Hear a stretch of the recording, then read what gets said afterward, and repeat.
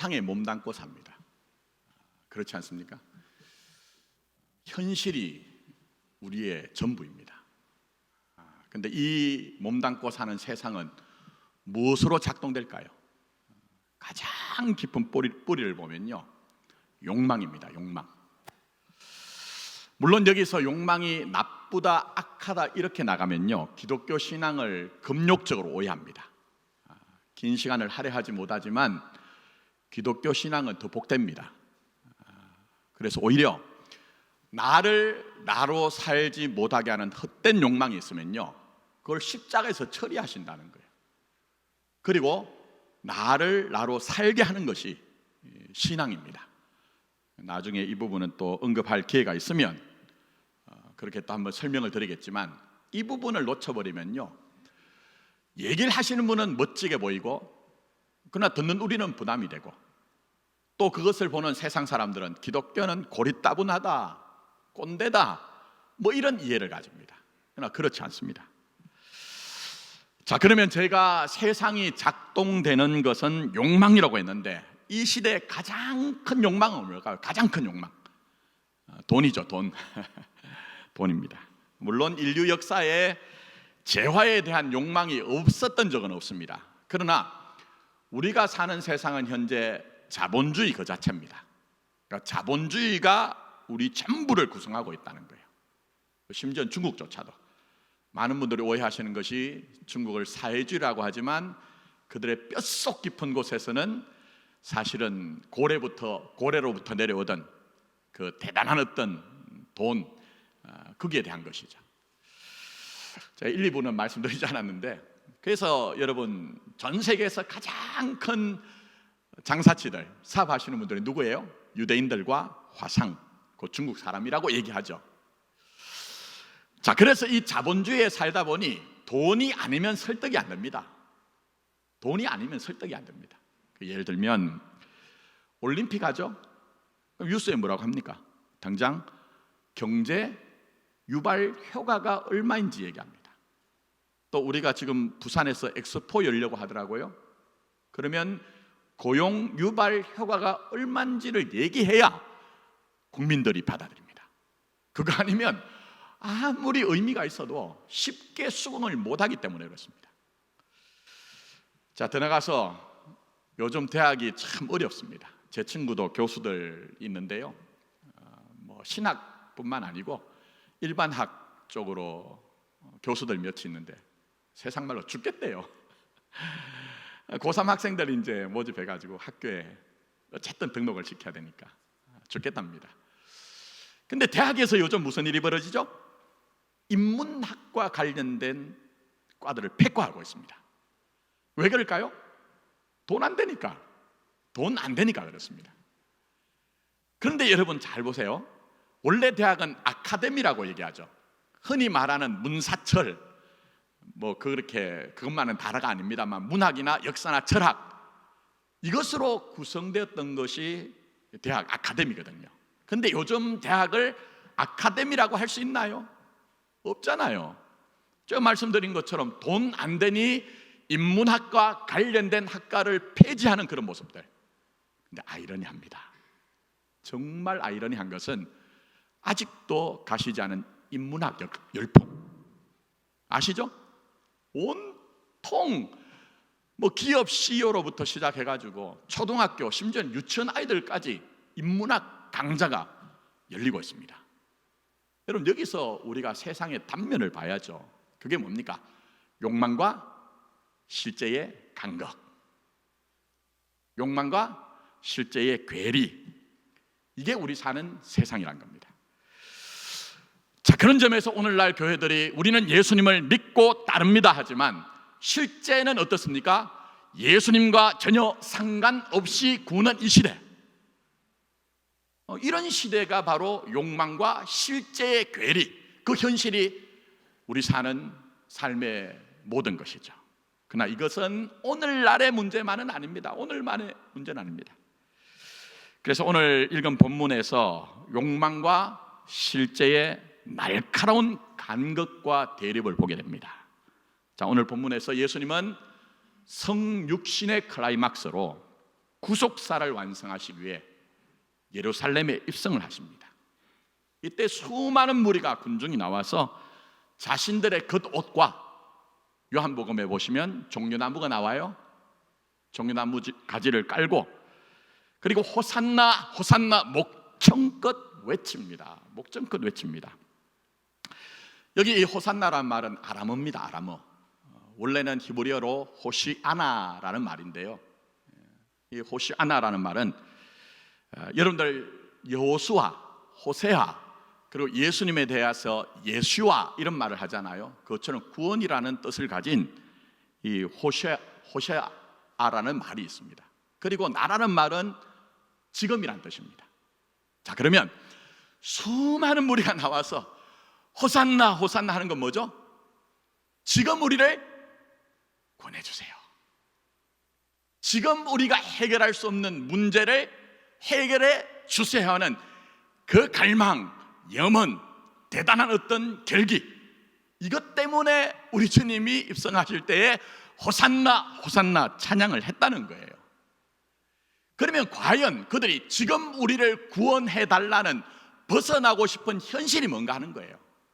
그걸 아셔야 로마 총독 빌라도가 군중들에게 내가 이 바라바라고 하는 사람을 놓아주랴, 그리스도라고 하는 예수를 놓아주려라고 할 때 그들이 이구동성으로 그렇게 호산나 호산나 종려나무 가지를 깔고 겉옷을 깔고 주님을 환영했던 그 입술로 돌변하여 격변하여 저를 십자가로 못 박아라, 십자가에 못 박아라 한 이유를 알겠죠.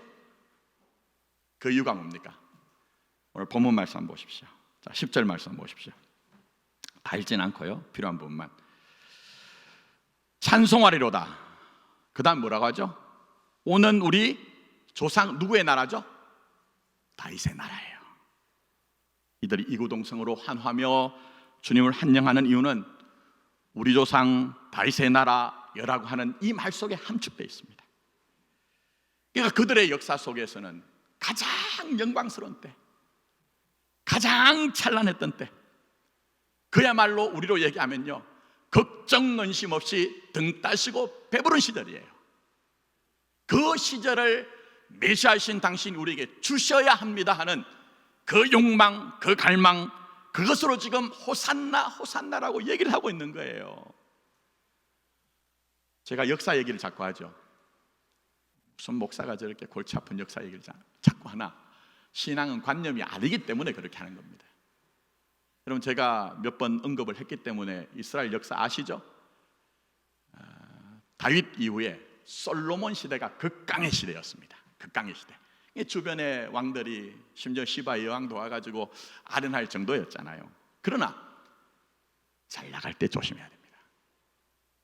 신앙은요, 잘 나갈 때 그게 전부가 아닌 것을 생각하는 거예요. 그래서 여러분, 오히려 그 솔로몬 시대가 배태한 것이 뭡니까? 바로 그 후에 있을 수치와 오욕의 역사를 배태한 거예요. 그게 씨앗이 된 거예요. 이게 바로 우리 역사 아닙니까? 어떤 분들이 저에게 와서 우리 교회는 수십 년 전에 이랬습니다 얘기하거든요. 근데 여러분, 그때 뭘 하셨습니까? 물론 여기 상관없는 분들도 계시지만, 우리가 그때 정말 예수 중심으로, 복음 중심으로, 하나님의 나라의 복음 중심으로 똑바로 우리가 그렇게 정신 차렸다면 오늘날 이 조국 교회나 우리가 겪었던 일들이 없었겠죠. 아니, 없었을 수는 없으나 그 정도 심하지는 않았겠죠. 그러나 이스라엘이 그랬던 것처럼 오늘 우리는 그렇게 하지 못했습니다. 그러니 역사는 우리의 재현되는, 반복되는 현실입니다. 그리고 그 안에서 살아내야 됩니다. 살아내야 됩니다. 살아내야 돼요. 그래서 솔로몬 사후에 남북이 두 동강이 나죠. 북이스라엘, 남유다. 북이스라엘은 간략하게 아시잖아요. 아수르에 의해서 패망하고 역사 무대에서 사라집니다. 남유다는 바벨론의 포로로 끌려갔다가 예레미야의 예언처럼 70년 만에 꿈꾸는 것처럼 돌아오지만, 그러나 실제적으로는 바벨론의 속국이었습니다. 그 후에 헬라 제국, 잠시 전에 말씀드렸던 마카비 혁명에 의해서 독립을 쟁취하지만 곧 이어서 그 강력한 대제국 로마에 의해서 복속이 되어서 속주로 전락합니다. 자, 보세요. 이 긴 세월, 우리 인생과 있지 않습니까? 정말 사시면서 야, 누가 나한테 얘기만 해봐라, 내 인생은 누구하고도 비교하지 않을 정도로 영광되다, 찬란하다, 그렇게만 여러분 얘기하실 수 있으세요? 우리의 인생의 그 긴 세월과 인생의 사정들 속에서는 마치 이 유대가 오랜 세월 동안 벗어나지 못하는 운명이 있었던 것처럼 우리도 해결하고 싶은 현실이 있는 거예요. 현실이 있는 거예요. 또 때로는 우리가 그 속에서 오늘 본문에 나오는 무리들처럼 당신이 우리에게 이것을 해결해 주십시오 하는 마음이 없는 것이 아닙니다. 그러니 성경은 우리의 현실입니다. 우리의 현실. 마치 우리나라가 일제치하에서 교회가, 성도들이 기도했던 게 뭡니까?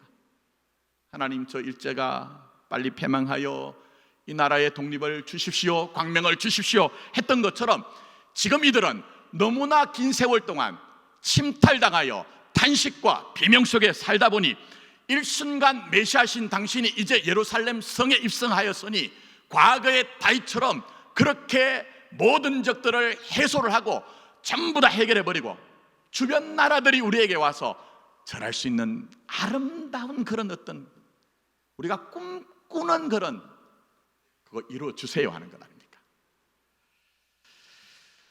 바로 이 욕망 때문에 주님을 격렬하게 환영합니다. 격렬하게. 그러나 주님 입장이 자신들 입장과 다르다는 것이 드러나자 저를 십자가에 못 박으라, 십자가에 못 박으라 돌변격변한 거예요.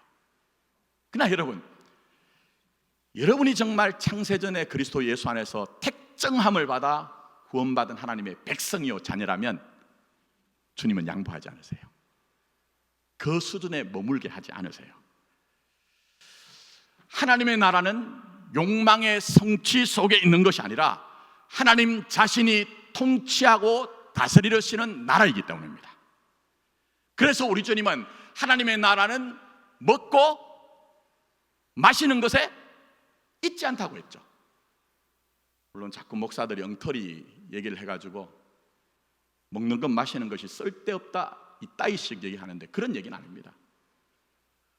우리 주님만큼 먹는 것과 마시는 것을 그 일상이 얼마나 신앙 안에서 영광스러운지를 누구보다도 우리에게 말씀하신 분이에요. 성경을 보시면 누구보다도. 그러나 여기서 말하는 먹고 마시는 것이란 것은요, 우리 삶을 구성할 뿐만 아니라 내가 바라고 원하는 것으로 이루어져야 되는 현실을 얘기하는 거예요. 오늘 본문으로 얘기하면, 거대 담론으로 좀 얘기하자면, 예수님 종려 주일을 맞아서 예루살렘 성에 입성하실 때에 다윗의 나라가 오게 해 주십시오라 하는 것처럼 우리가 원하는 세계, 우리가 원하는 나라겠죠. 교회로 얘기하면 여러분이 그동안 그렇게 가지셨던 우리가 원하는 교회가 되겠죠.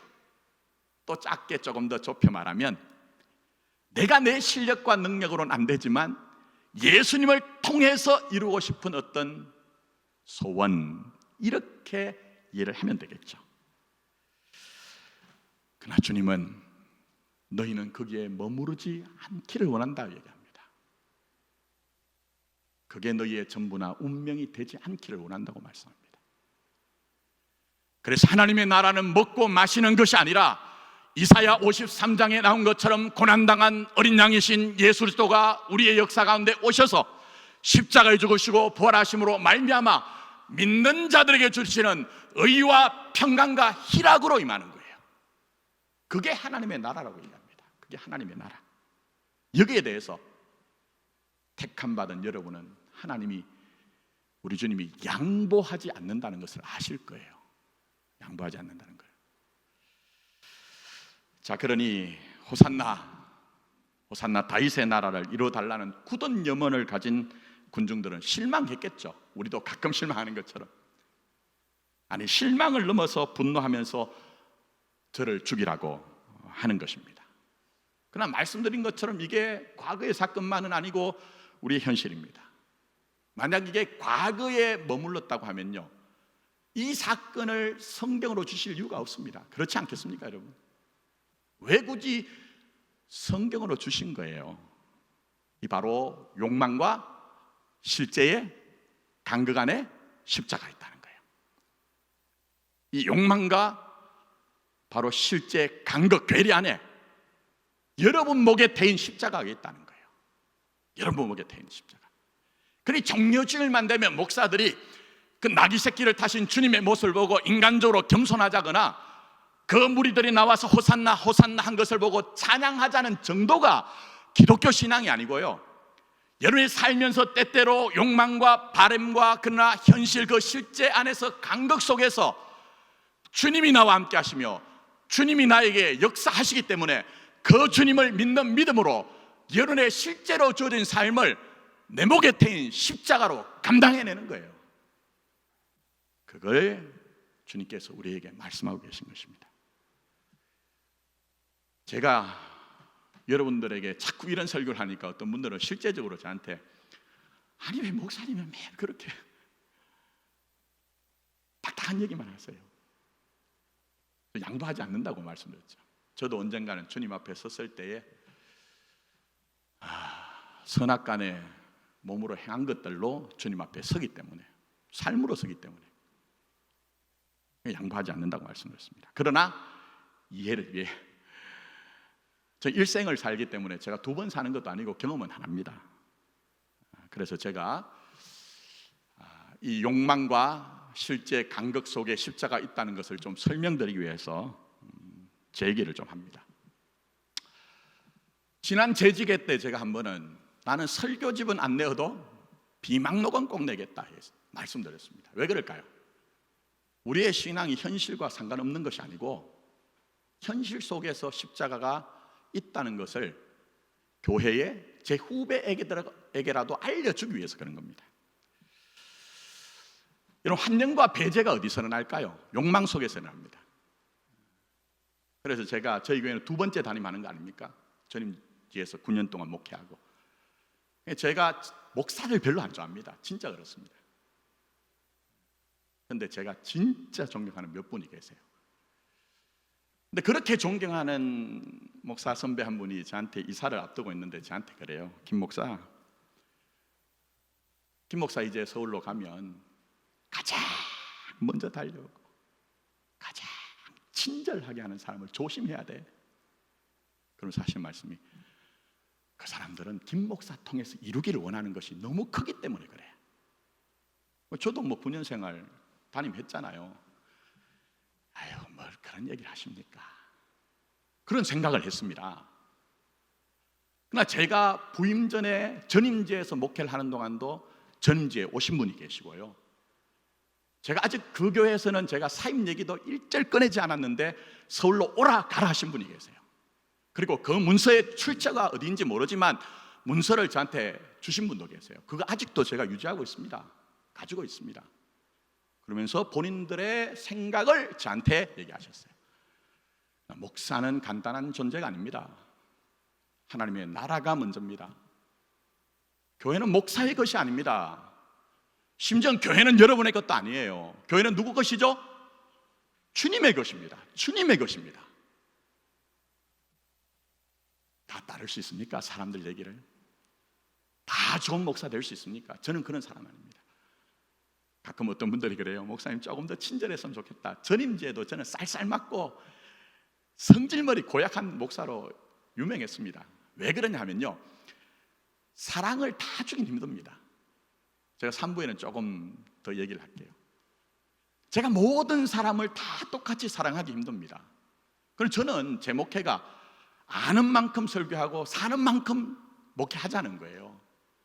그래서 성격 머리도 그런데다가 모든 사람을 다 사랑하지 못하니 저보고 좋다고 하는 분, 나쁘다고 하는 분 현상적으로는 똑같이 대합니다.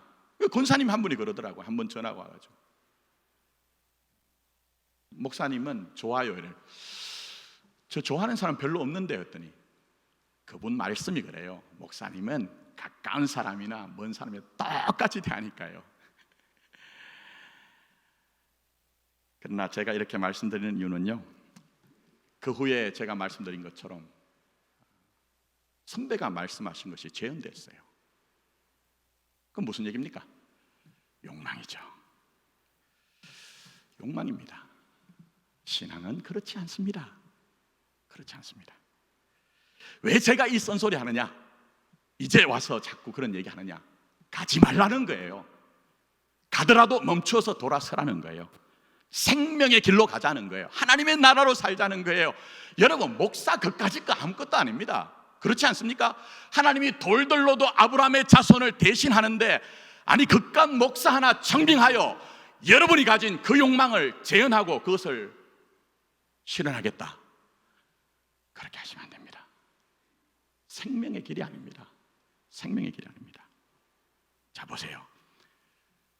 목사 하나의 그 정도라고 하는데 우리 주님 어떤 분입니까? 하나님 자신입니다. 근데 역사 공간에 오셨죠. 죄악의 역사 오셔서 예수님이 세 가지 중요한 사역을 하시죠.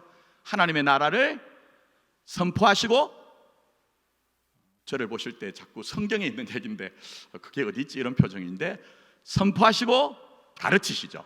근데 저 같은 목사처럼 말로만 하시는 것이 아니고 또 하나 중요한 사역은 고치셨다는 거예요. 고쳤다는 것이 병만 고쳤다는 그런 얘기 아닙니다. 왜곡된 현실을 자신의 권능과 권능을 통해 고치심으로 말미암아 앞으로 나를 따라온 사람은, 앞으로 나를 주와 그리스도로 인정하는 사람은 그렇게 살아내는 것이 하나님의 나라라는 것을 보여주셨어요. 자, 예를 들어 볼게요. 오병이어의 기적이 있죠. 보리떡 5개와 물고기로 굶주린 사람을 먹이셨습니다. 무슨 얘기입니까? 만약 우리 공동체 안에 형제라 자매라 성도라고 하는 한 사람이 굶주리면 그 공동체는 제대로 된 교회가 아니라는 거예요. 한 사회에서 굶주리는 사람이 있으면 그 사회는 뭔가 지금 문제가 있다는 거예요. 자, 그래서 주님께서 오병이어의 기적을 일으키셨죠. 그런데 그 당시에 로마 제국에 의해서 침탈당하고 수탈당하는 사람들 당장 어떤 생각합니까? 아유, 이렇게 우리를 먹여주시니 정말 우리를 앞으로도 계속 먹여주시겠구나 생각했던 거예요. 그러나 주님 뭐라고 합니까? 내가 먹이는 떡은 육신의 떡이 아니라 생명의 떡인 나 자신을 먹인다, 이렇게 얘기하셨죠. 그러니 사람들이 떠나갔더라, 그렇게 나오잖아요. 그게 오늘 현실이거든요, 여러분. 자, 심지어 죽은 사람을 살리십니다. 그러면 그 당시에 사람들은 이 죽은 사람을 살리는 주님의 모습을 보고 뭐라고 생각할까요? 가끔 여러분 현실을 사실 때 우리 영혼이 마치 죽은 것 같은 그런 지경이 있잖아요. 그럼 당연히 그들 마음속에 주님 이 세상을 한번 갈아엎으셔가지고 좀 살맛 나는 세상 만들어주세요 하는 염원이 없었을까요? 우리도 있잖아요. 없을 수가 없거든요. 하나님은 택한 하나님의 백성들, 자녀들에게 그렇게 하지 않겠답니다. 섭섭하지만. 왜요? 목숨이 아니라 생명으로 살게 하시고, 세상에서 몸으로 살아가지만 세상에 속한 자가 아니라 하나님의 나라의 영광의 찬송이 되어야 하기 때문이라, 그렇게 우리에게 말씀하시기 때문에 양보하지 않습니다. 그 양보하지 않음이 뭐죠? 십자가입니다. 내 인생의 시간과 인생에 만나는 사정 속에 내가 바라는 것과 현실, 그 실제의 간극 속에서 하나님이 우리를 하나님 편으로 몰아붙이시는 것이 십자가입니다. 그게 여러분에게 일하시는 방식입니다. 자, 그러니 오늘 종료주일을 맞아 설교의 결론입니다. 하나님의 나라는 욕망의 성취에 있는 것이 아니라 삶의 현실, 그 실제를 십자가로 감당하는 것이라고 말씀하고 계세요. 깊이 생각하셔야 됩니다. 깊이 생각하셔야 됩니다. 하나님의 나라는 욕망의 성취에 있는 것이 아니라 삶의 현실, 그 실제를 십자가로 감당하는 것이다. 그래서 신앙은 한 번에 단박 해결하는 것이 아닙니다. 여러분, 엉터리 같은 목사들이 믿기만 하면 된다, 그렇게 되던가요? 기독교 신앙의 더 큰 것은 과정입니다. 과정. 하나님이 여러분 포기하지 않고 자신의 것을 여러분 안에 만들어 가신다니까요. 그 목사에게만 있다고 절대 착각하지 마십시오. 그까지 목사 그거 뭐 다릅니까? 강대상에 서가지고는 멋진 얘기하고 아름다운 얘기하고 그래서 자기가 대단한 것처럼 해가지고 찬사를 받지만 저들은 그렇게 살아내나요? 그래서 제가 말씀드렸잖아요. 아는 만큼 설교하고 사는 만큼 그렇게 목회하자. 그래서 제가 설교는 함부로 하지 않습니다. 금년 초에 제가 시간에 대한 설교를 했어요. 왜 했을까요? 제가 저희 교회 와가지고 보낸 시간이 저도 받아들여지질 못해서 그 전에 1절 시간에 대한 설교를 안 했습니다. 무슨 얘기냐면요, 전 어릴 때부터 목사 되는 게 소원이었어요. 물론 뭐 다른 것 안 되고 싶었다는 게 아니고 뭐 문학가도 되고 싶었다가 청소년기에 있죠. 뭐 여러 가지였지만 그러나 근본적으로 목사였어요. 교육전도사, 전임전도사, 부목사. 그러다가 담임 목사를 나가가지고 인간적으로 이제 그게 얼마나 헛된가 하는 건 압니다. 인간적으로 열매가 있었고 결과가 있었습니다. 저는 자랑스러움이 있었죠. 떳떳함이 있었죠. 지난주에 이제 제 존경하는 선배님이 퇴임을 하시고 성교회를 만들어서 사무실을 개소했습니다. 근데 갔더니 깊이 아는 분은 아니에요. 근데 목사님 한 분이 제가 목회하던 지역에 동기 목사가 있다는 거예요. 전화할 일이 있어서 한번 전화를 했더니 우연찮게 제 얘기를 했다가 제 얘기를 하더라는 거예요. 그 목사님, 선배 목사님 하시는 말씀이 김 목사는 그 전임지에서 그렇게 목회가 잘 나갔다고 하면서 아니 왜 그만뒀어? 그러더라고요. 저도 모르겠어요. 지금 왜 그랬는지. 그러다 보니까 저는 제 마음속에 여러분 세상에서 뭐라고 하죠? 공든탑이 무너지려 하잖아요. 근데 하나님이 제 인생에 공든탑을 마구 흔들고 흔드실 뿐만 아니라 완전히 무너지게 하는 것 같더라고요. 하나님이 제 인생을 그렇게 취급하는 것 같더라고요. 그래서 솔직하게 말씀드리면 새벽마다 제가 하나님 앞에 눈물로 기도했던 것이 하나님 이게 뭡니까? 저 왜 이렇게 처분하시는 겁니까? 아니 목사로 부름받아서 제가 지금까지 살면서 무슨 다른 데 눈 돌린 적이 있습니까? 그야말로 목양일념을 가지고 건강을 잃어버릴 정도로 그렇게 살았는데 부르심이 어디 있으며 은사가 어디 있습니까? 그렇게 했어요. 제 시간이 이해가 안 된 거예요. 그러나 이제 세월이 좀 흘러보니 낯살이나 좀 먹어보니 그 연세 드신 분들요 자기 자책하지 마십시오. 세월 그냥 사시는 게 아닙니다. 진짜 대단한 겁니다, 여러분. 세월이 주는 힘이 있거든요. 그리고 성경을 창세기부터 요한계시록까지 다시 읽기 시작했습니다. 그러면서 깨닫게 된 게 있습니다. 시간과 인생의 사정은 그냥 주신 것이 아니고 내 목에 태인 십자가래요. 처음엔 섭섭했죠. 신학교 다닐 때 채플도 제대로 들어오지 않고 제가 전에 한 말씀 드렸죠. 신학생들 중에 제가 볼 때는 저렇게 해서 목사 되겠나 하는 사람들도 지금 인맥을 잘 맺어서 편안한 목회를 하는데 하나님의 부르심을 따라 저는 어떤 것도 물어보지 않고 보내시는 곳에 다 왔지 않습니까? 제가 선교단체 간사를 할 때도 공부하면서 선교단체 간사를 하느라 수업만 마치면 기타 하나 들고 달려가다 보니 졸업할 때에 제 동기들이 전도사님도 졸업하세요라고 하셨는데 아니 그렇게 바쁘게 분주하게 성실하게 살았는데 이게 뭡니까? 그런데 이제는 압니다. 그게 누구의 것이 아니고 제 것이에요. 제 것이에요. 여러분도 마찬가지겠죠?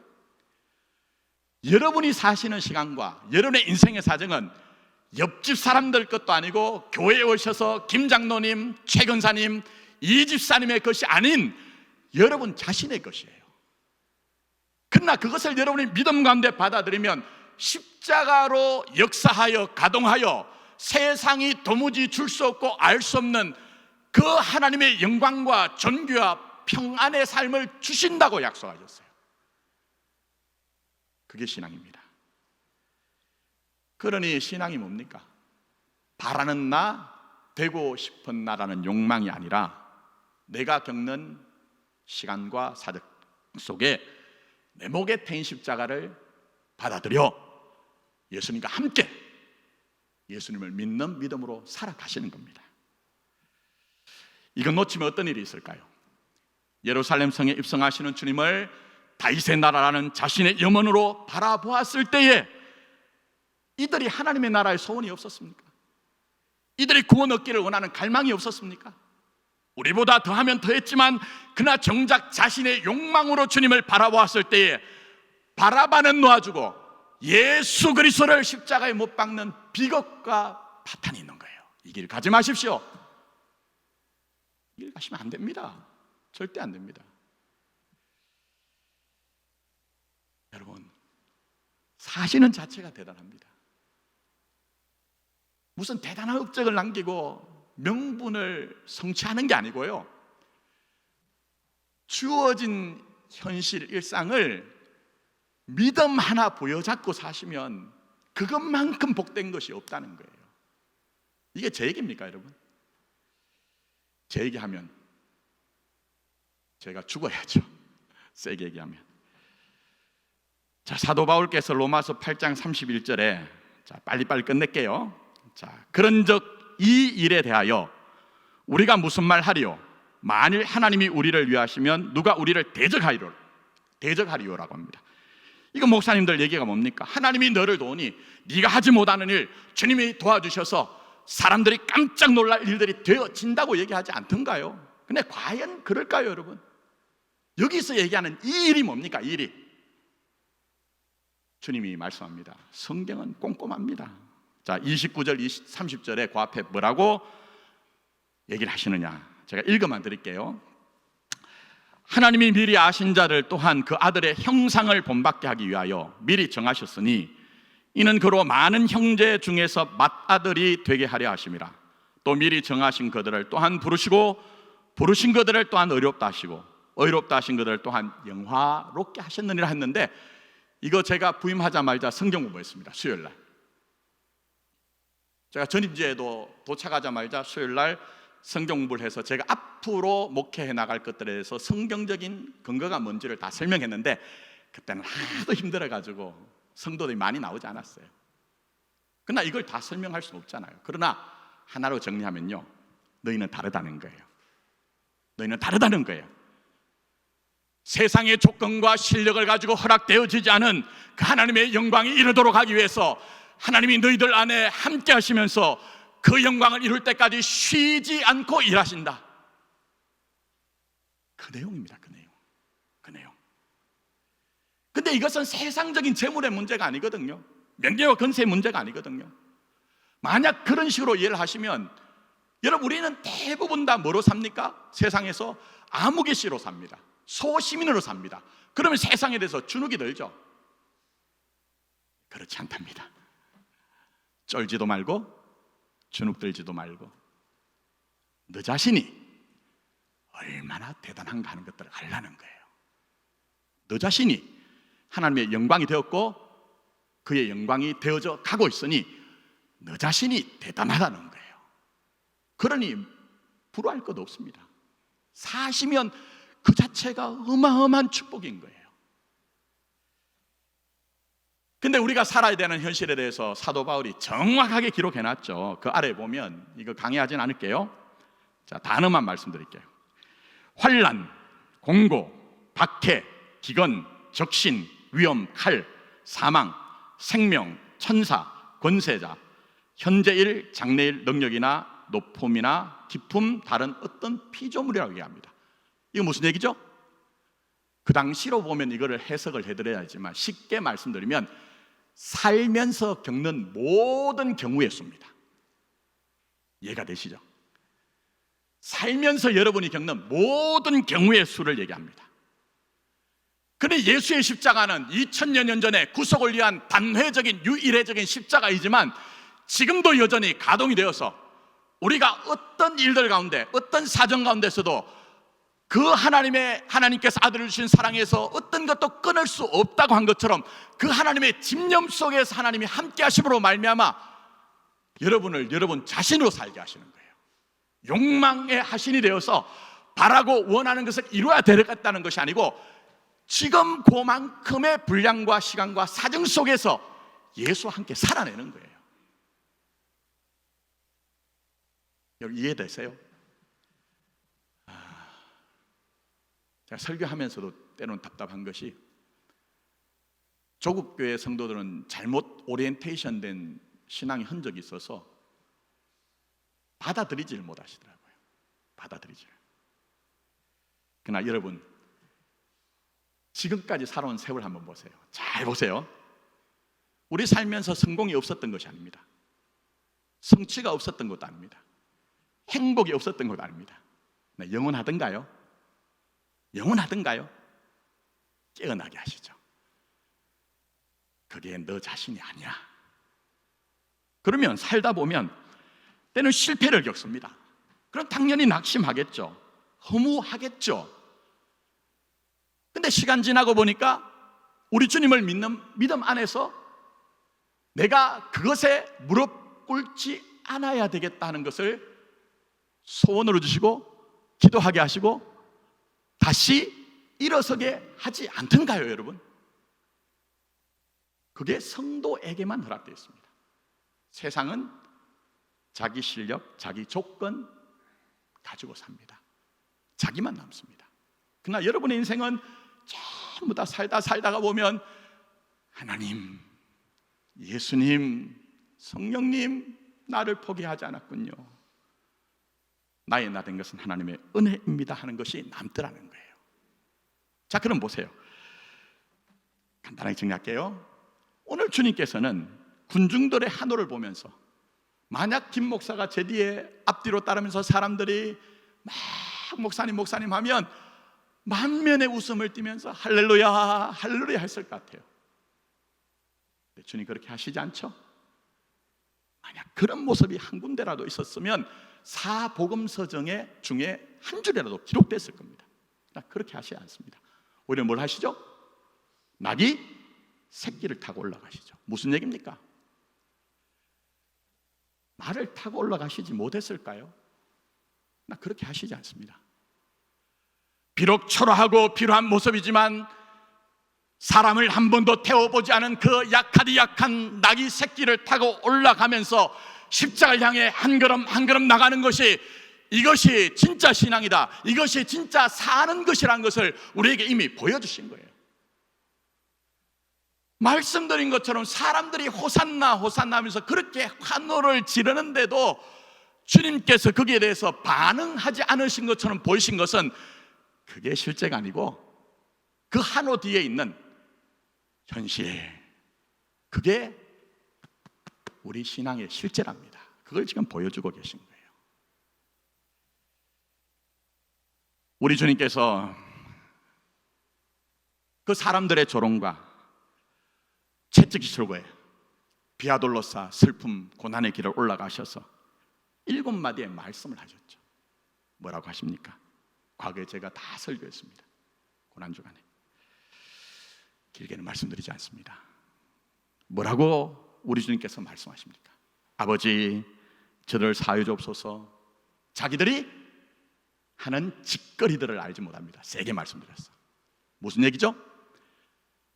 내 진심이 통하지 않는다는 거예요. 진실이 통하지 않는다는 거예요. 그러나 저들을 용서해 달라는 것은요, 단박에 뭐를 다 용서한다는 의미가 아니고 그럼에도 불구하고 견디는 거예요. 더 나아가서 우리 주님께서는 오늘 내가 나와 나 함께 낙원에 있으리라. 여자여 보소서 아들이니다. 보라 내 어머니다. 무슨 얘기입니까?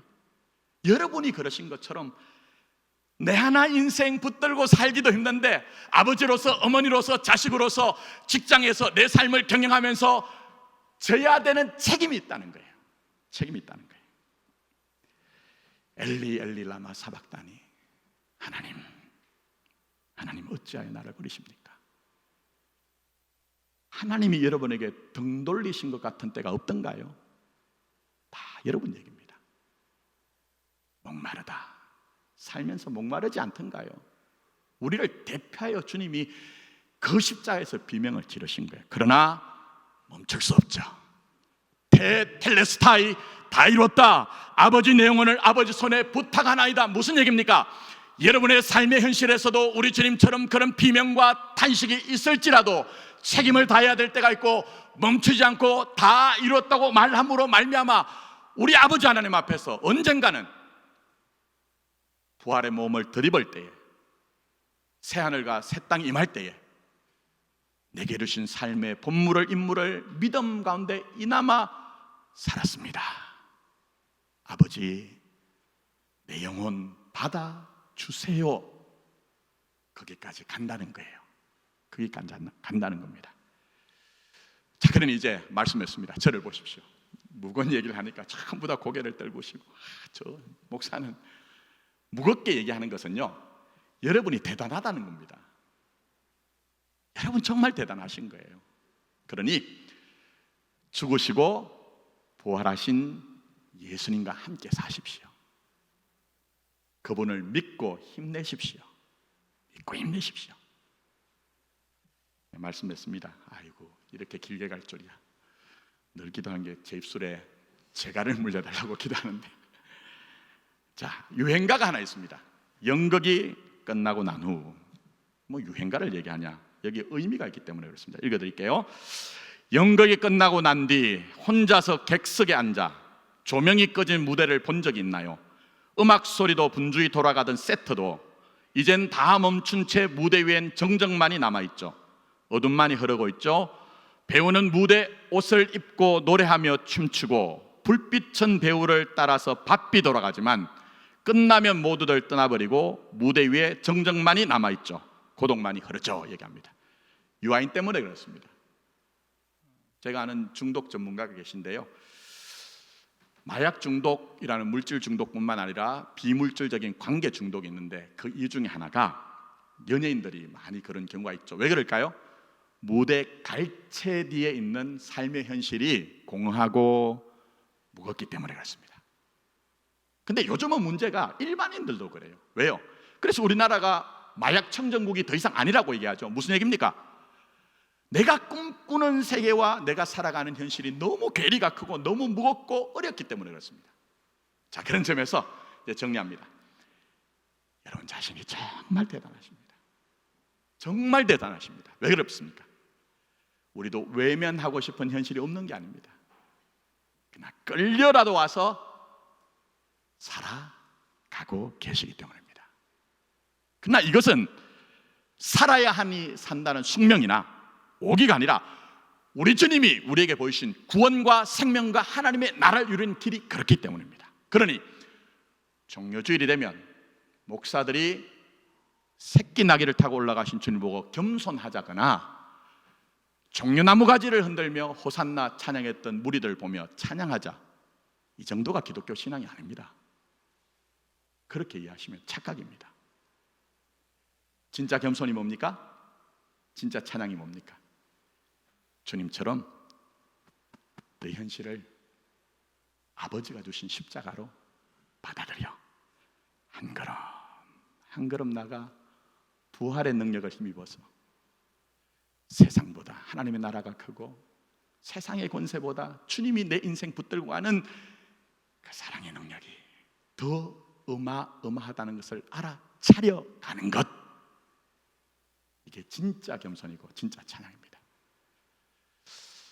아무쪼록 우리 교회가 그런 교회가 됐으면 좋겠고, 저와 여러분들이 함께 신앙생활 하는 동안은 이 신앙의 복음의 진리를 알고 저는 그런 감정이 많이 들려왔으면 좋겠어요. 일주일 동안 열심히 살았더니 하나님이 이렇게 도우셨습니다. 제가 장로님들한테 한번 말씀드렸어요. 아니 대회할 때마다 올라오셔가지고 마음은 노리로되 육신이 약하여서 이렇게 실패했습니다. 아니 그럴 수 있죠. 그러나 신앙의 위대함은 그럼에도 불구하고 한번 힘껏 믿음으로 살아봤더니 하나님이 이렇게 우리를 도우셨습니다 하는 것이 나와야 된다고 말씀드렸어요. 진짜 그런 삶을 사십시오. 그런 교회, 그런 신앙이 되기를 예수님의 이름으로 축복합니다. 기도하겠습니다.